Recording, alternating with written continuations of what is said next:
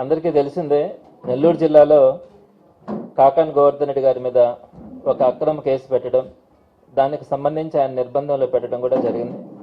ఎప్పుడు కూడా నెల్లూరు జిల్లాలో ఇలాంటి సంప్రదాయం లేదు. ఎప్పుడు ఇక్కడ ఒక మాజీ ఎమ్మెల్యే మీద కానీ మాజీ మంత్రిని కానీ ఏదో ఒక కన్ఫెషన్ స్టేట్మెంట్ని బేస్ చేసుకొని అరెస్ట్ చేయడం, దాన్ని బేస్ చేసుకొని నెలల పాటు నిర్బంధించడం అన్నది ఎప్పుడు కూడా మన చరిత్రలో ఎప్పుడు నెల్లూరు జిల్లాలో ఇలాంటి సంస్కృతి సంప్రదాయాలు ఎప్పుడు కూడా లేవు. మరి దానికి భిన్నంగా ఈరోజు కాకాని గోవర్ధన్ రెడ్డి గారిని మొట్టమొదటిసారిగా నెల్లూరు జిల్లాలో ఒక జిల్లా పరిషత్ చైర్మన్గా పనిచేసినటువంటి వ్యక్తి, 2 సార్లు ఎమ్మెల్యేగా, ఒకసారి మంత్రిగా పనిచేసినటువంటి వ్యక్తిని నిర్బంధించడం, అది కూడా ఒక అక్రమ కేసులో. ఆ కేసుతో సరిపెట్టుకోకుండా దాంట్లో ఎక్కడ బెయిల్ వస్తుందన్న ఆలోచనతో అనేకమైనటువంటి కేసులు కూడా ఆయన మీద పెట్టడం, వాటి మీద రిమాండ్ ఎక్స్టెండ్ చేయించడం, ఇవన్నీ కూడా చూస్తూ ఉన్నాం. మరి దీనికి సంబంధించి జగన్మోహన్ రెడ్డి గారు కూడా అనేక సందర్భాల్లో గోవర్ధన్ రెడ్డి గారి యోగక్షేమాల గురించి కానీ వారి కుటుంబ సభ్యుల్ని పరామర్శించడం కానీ జరిగింది. అయితే ఆయన నేరుగా పరామర్శించాలా, రావడానికి నెల్లూరు జిల్లాకు రావడానికి గత కొద్ది రోజులుగా అనుకుంటున్నప్పటికీ ఇక్కడ ఆ కేసుకు సంబంధించి అవన్నీ వివరాలు తీసుకొని ఎట్టకేలకు వచ్చే జూలై 3వ తారీఖున అంటే గురువారం రోజున జగన్మోహన్ రెడ్డి గారు స్వయంగా నెల్లూరుకు వచ్చి సెంట్రల్ జైల్లో ఉన్నటువంటి గోవర్ధన్ రెడ్డి గారిని ములాఖతులో పరామర్శించడానికి నిర్ణయం తీసుకోవడం కూడా జరిగింది. కాబట్టి గోవర్ధన్ రెడ్డి గారి కుటుంబ సభ్యులకు కానీ గోవర్ధన్ రెడ్డి గారిని కానీ ఆ రోజు జగన్మోహన్ రెడ్డి గారు స్వయంగా 3వ తారీఖున పరామర్శించడం కూడా జరుగుతుంది. ఇప్పటికైనా తెలుగుదేశం పార్టీ నాయకులు కానీ అందరూ కూడా గ్రహించాలా, ఏ విధంగా అయితే అక్రమ కేసులు పెడతా ఉన్నారో, మాట్లాడుతున్నటువంటి వైఎస్ఆర్సీపీ నాయకులు కార్యకర్తలను ఏ విధంగా అయితే నిర్బంధిస్తూ ఉన్నారో, ఇది జరుగుతూ ఉన్న కొద్దీ వైఎస్ఆర్సీపీ కార్యకర్తల నాయకులతో పాటు ప్రజల్లో కూడా తిరుగుబాటు అన్నది మనకు కనపడతా ఉంది.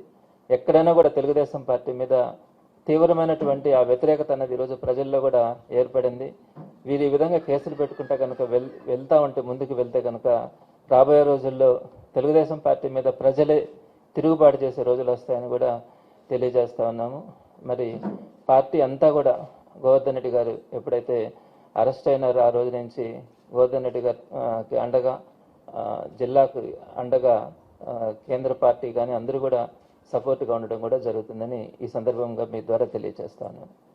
జిల్లాలో జరుగుతున్న పరిణామాలు, మాజీ మంత్రివర్యులు గోవర్ధన్ రెడ్డి అరెస్ట్ దగ్గర నుంచి ఈ జిల్లాలో ఎన్ని రకాలుగా ఇబ్బందులు గురి చేస్తూ ఉన్నారు.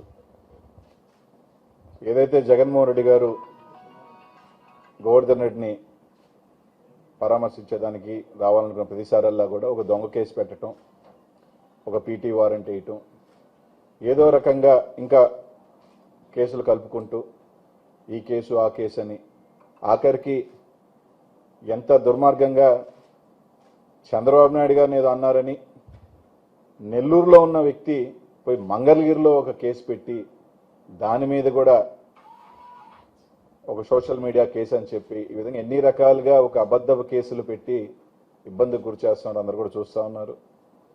ఈరోజు వాళ్ళు చేసే కార్యక్రమాల వల్ల వైఎస్ఆర్ కాంగ్రెస్ పార్టీ జగన్మోహన్ రెడ్డి గారి మీద కానీ, స్థానిక నాయకులు పెద్దలు గోవర్ధన్ రెడ్డి కానీ, ఇంకా ఏవే నాయకుల మీద కానీ ప్రజల్లో ఇంకా ప్రేమ గౌరవం పెరుగుతూ ఉంది. ప్రజల అండదండలు ఉన్నాయి, వైఎస్ఆర్ కాంగ్రెస్ పార్టీ కార్యకర్తల అండదండలు ఉన్నాయి. ఈరోజు వైఎస్ఆర్ కాంగ్రెస్ పార్టీ జిల్లాలో ఉన్న మొత్తం ఏకతాటి మీదకి రావడం జరుగుతుంది.